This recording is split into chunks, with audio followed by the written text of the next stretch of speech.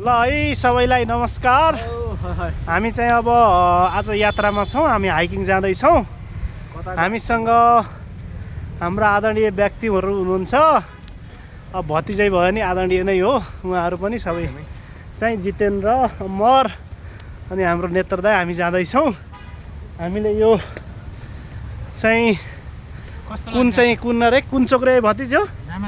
नै फुलबारी गेटबाट हामी चाहिँ स्टार्टिङ गरिरहेछौँ। माथि जामा चोक पुग्नेवाला छौँ हामी। हामीलाई पुग्नलाई कति लाग्छ यहाँले? 3 घन्टा चाहिँ लाग्ला है। अब हामी अलि मोटे जस्ता पनि छौँ, लादीवाला पनि छन् हामीसँग केही मान्छेहरू। अब मेरो पनि लादी लाग्छ, अब जितेन्द्रको पनि लादी छ, अमरको पनि। त्यही भएर 3 घन्टा जति लाग्ने अनुमान चाहिँ हामीलाई छ। अब यी साथीहरू अगाडि पनि छन्, आज चाहिँ थुप्रो छन्, शनिबार यहाँ चाहिँ साथीहरू थुप्रो छन् आज यहाँ माथि।